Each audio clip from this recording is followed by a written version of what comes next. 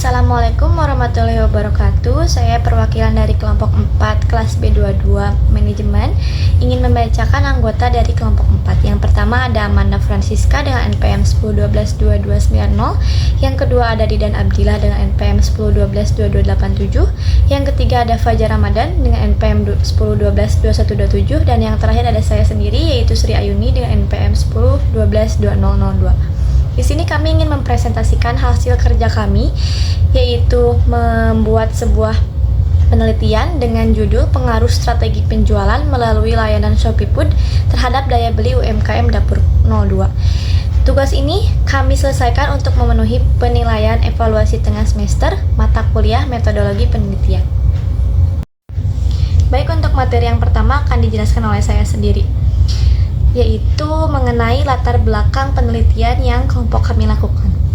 Nah, seperti yang kita ketahui ya, saat ini UMKM atau usaha mikro kecil menengah sudah banyak sekali tersebar hampir di seluruh Indonesia dengan berbagai macam produk yang dijual seperti makanan, pakaian, dan juga lain-lain. Maka dari itu, kami memutuskan untuk membuat penelitian mengenai sebuah UMKM.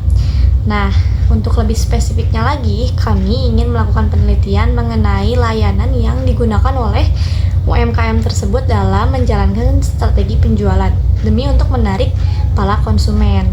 Nah, di sini kami melakukan penelitian kepada layanan ShopeeFood yang digunakan oleh UMKM tersebut. Mengapa demikian? Karena strategi penjualan yang dilakukan oleh ShopeeFood memberikan berbagai macam kemudahan untuk UMKM. Nah, selain memberikan fitur-fitur seperti promo, diskon, dan juga kemudahan dalam pembayaran, ShopeeFood juga memberikan akses kepada data konsumen yang berguna untuk memahami pola pembelian, sehingga UMKM bisa lebih tahu nih kebutuhan dari konsumennya tersebut.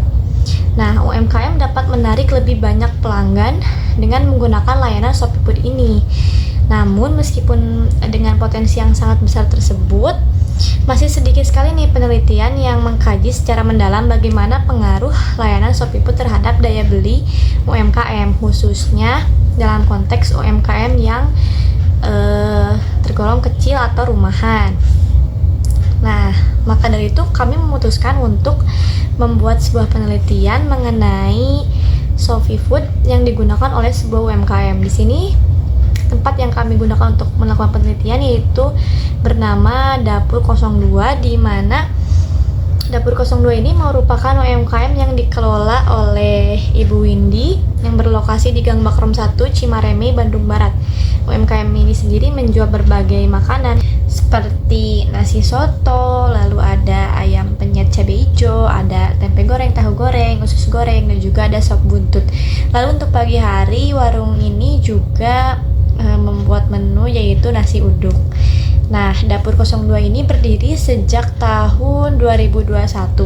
Nah, selang waktu 3 bulan setelah mereka membuka UMKM ini, mereka memutuskan untuk menggunakan layanan ShopeeFood dengan harapan akan meningkatkan daya beli bagi UMKM Dapur 02. Nah, oleh sebab itulah kami sebagai kelompok 4 di sini tertarik untuk melakukan penelitian tersebut. Kami ingin mengetahui apakah pengaruh dari penggunaan layanan ShopeeFood ini terhadap daya beli UMKM Dapur 02. Untuk pembahasan yang kedua yaitu mengenai hipotesis statistik atau hipotesis penelitian.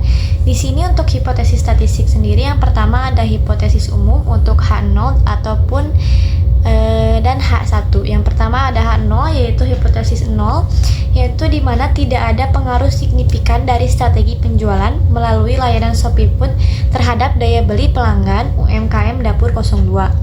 Nah, untuk H1-nya atau hipotesis alternatif, di sini terdapat pengaruh signifikan dari strategi penjualan melalui layanan ShopeeFood terhadap daya beli dari pelanggan UMKM Dapur 02. Baik, untuk materi yang selanjutnya akan dijelaskan oleh rekan saya. Materi yang selanjutnya oleh saya Fajar Ramadan. Hipotesis spesifik. Berdasarkan variabel yang mungkin diteliti dalam penelitian ini, hipotesis spesifik yang dapat diajukan adalah hipotesis pengaruh strategi promosi. HO, strategi promosi melalui layanan ShopeeFood seperti diskon, voucher, dan lain-lain tidak berpengaruh signifikan terhadap daya beli pelanggan UMKM Dapur 02. HI, strategi promosi melalui layanan Shopee Food seperti diskon, voucher, dan lain-lain berpengaruh signifikan terhadap daya beli pelanggan UMKM Dapur 02. Yang selanjutnya yaitu hipotesis pengaruh fitur aplikasi. Di sini ada kemudahan pemesanan dan pembayaran. HO, fitur-fitur aplikasi Shopee Food tidak berpengaruh signifikan terhadap daya beli pelanggan UMKM Dapur 02. HI, fitur aplikasi Shopee Food berpengaruh signifikan terhadap daya beli pelanggan UMKM Dapur 02. Yang selanjutnya yaitu hipotesis pengaruh layanan pengantaran. HO, layanan pengantaran Shopee Food tidak berpengaruh signifikan terhadap daya beli pelanggan UMKM Dapur 02. HI, layanan pengantaran Shopee Food berpengaruh signifikan terhadap daya beli pelanggan UMKM Dapur 02. Penjelasannya yaitu hipotesis 0HO menyatakan bahwa tidak ada hubungan atau pengaruh antara strategi penjualan melalui Shopee Food daya beli pelanggan UMKM Dapur 02. Dengan kata lain, perubahan dalam penggunaan Shopee Food tidak berpengaruh keputusan pembelian konsumen terhadap UMKM Dapur 02. Hipotesis alternatif atau HI menyatakan bahwa ada pengaruh signifikan yang berarti bahwa penggunaan strategi penjualan melalui Shopee Food dapat mempengaruhi daya beli konsumen terhadap belanja di dapur UMKM Dapur 02. Dalam hal ini, perubahan dalam strategi penjualan seperti promosi, kemudahan pemesanan, atau pengantaran akan berdampak pada peningkatan daya beli konsumen. Yang selanjutnya yaitu teori pelaku konsumen. Teori Maslow tentang hierarki kebutuhan. Teori Maslow menyatakan bahwa konsumen memiliki berbagai tingkat kebutuhan yang harus dipenuhi, dari kebutuhan dasar seperti pangan hingga kebutuhan aktualisasi diri. Yang kedua yaitu teori pelaku pembelian konsumen. Menurut Angel, Blackwell, dan Minier, perilaku pembelian konsumen dipengaruhi oleh berbagai faktor eksternal seperti kebutuhan dan keinginan. Platform seperti Shopee Food berperan dalam mempengaruhi faktor eksternal yang menyediakan kemudahan dalam menyediakan kemudahan dan diskon yang dapat mempengaruhi keputusan pembelian. Materi yang selanjutnya akan diteruskan oleh Amanda. Saya Amanda Francisca dengan NPM 101222990. Di sini saya akan melanjutkan materi yang sebelumnya sudah dijelaskan oleh teman saya, yaitu teori pemasaran. Teori pemasaran mix atau marketing mix atau 4P. Teori ini menjelaskan 4 elemen penting dalam pemasaran, yaitu produk, harga, tempat, dan promosi. Dalam konteks penelitian ini, Shopee Food memainkan peran penting dalam aspek distribusi, promosi, dan kemudahan pembayaran. Ini referensi dari Kotler P. 2016 Marketing Management. Kemudian ada teori digital marketing. Digital marketing merujuk pada penggunaan platform digital untuk memasarkan produk dan layanan. Layanan seperti Shopee Food memanfaatkan platform digital untuk menjangkau konsumen secara langsung dengan metode pemasaran yang lebih efisien dan terukur, termasuk promosi melalui aplikasi, diskon, dan fitur berbasis aplikasi. Referensi dari Capay di 2015 Digital Marketing. Selanjutnya ada teori daya beli. Menurut teori ekonomi mikro, harga yang lebih rendah dan promosi akan meningkatkan permintaan atau daya beli konsumen. Dengan adanya diskon dan promosi di Shopee Food, konsumen merasa termotivasi untuk membeli lebih banyak, yang pada gilirannya meningkatkan daya beli mereka. Referensi dari Mankiw-en 2014 Principle of Economics. Kemudian ada teknik pengambilan sampel dan jumlah sampel. Yang pertama, teknik pengambilan sampel non-probabilitas. Karena penelitian ini berfokus pada UMKM Dapur 02 yang menggunakan Shopee Food, Dan jika data yang diambil lebih spesifik kepada pelanggan atau konsumen yang sudah menggunakan layanan tersebut, teknik pengambilan sampel non-probabilitas bisa lebih tepat digunakan. Teknik yang dapat digunakan adalah sampel jenuh atau saturated sampling. Teknik ini digunakan jika populasi yang menjadi objek penelitian terbatas dan dapat diakses dengan mudah. Jika jumlah pelanggan UMKM Dapur 02 yang menggunakan Shopee Food tidak terlalu besar, maka dapat dilakukan sampel jenuh, yaitu dengan mengambil seluruh populasi yang ada sebagai sampel. Kemudian ada teknik pengambilan sampel probabilitas. Jika populasi yang dijadikan objek penelitian cukup besar, misalnya pelanggan UMKM Dapur 02 yang tersebar luas, teknik pengambilan sampel probabilitas dapat digunakan untuk menghasilkan sampel yang lebih representatif secara statistik, yaitu sampel acak sederhana atau simple random sampling, yaitu setiap pelanggan yang telah melakukan pembelian melalui Shopee Food memiliki kesempatan yang sama untuk dipilih sebagai sampel. Pengambilan sampel dilakukan secara acak dengan menggunakan teknik seperti undian atau aplikasi pengacak. Assalamualaikum warahmatullahi wabarakatuh. Saya Didan Abdillah dengan NPM 101222877 dari Universitas Teknologi Digital kelas B22 Prodi Manajemen. Saya akan melanjutkan apa yang tadi dipresentasikan oleh teman saya. Yang saya akan jelaskan yaitu teknik pengambilan sampel dan jumlah sampel.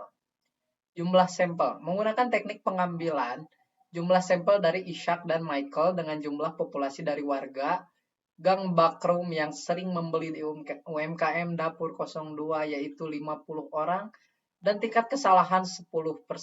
Maka jumlah sampel yang diambil yaitu sebanyak 42 orang. Ada 5 sampel yang mungkin sudah sebelumnya saya sebutkan. Saya akan menjelaskan beberapa sampel yaitu dari teknik statistik yang digunakan. Yang pertama yaitu analisis deskriptif untuk menggambarkan karakteristik sampel. Jadi tujuannya kita mencari karakter-karakter para pembeli sebagai sampel untuk teknik yang digunakan di sini. Kedua yaitu uji normalitas untuk memastikan data berdistribusi normal.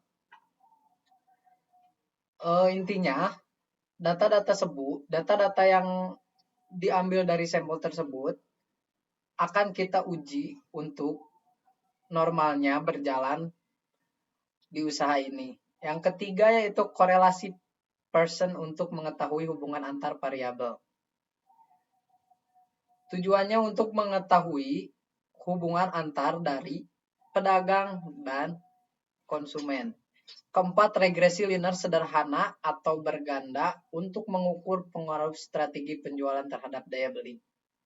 Di sini tujuannya agar kita mengetahui daya beli konsumen terhadap apa yang kita jual. Kelima yaitu uji independent sample test untuk membandingkan dua kelompok data.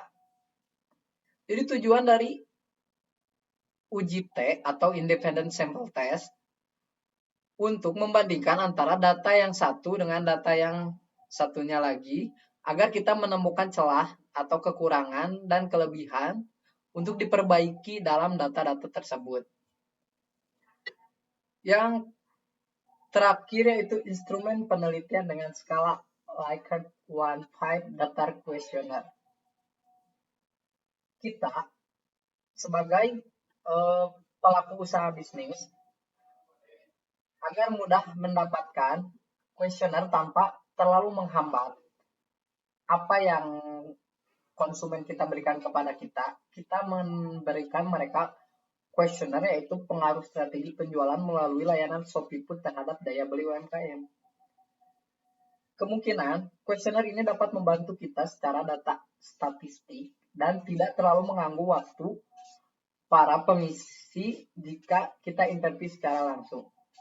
Penggunaan data di sini yaitu kita hanya memberikan link dan data-data tersebut akan langsung muncul di data-data yang sudah kita rekap di Google atau di Microsoft.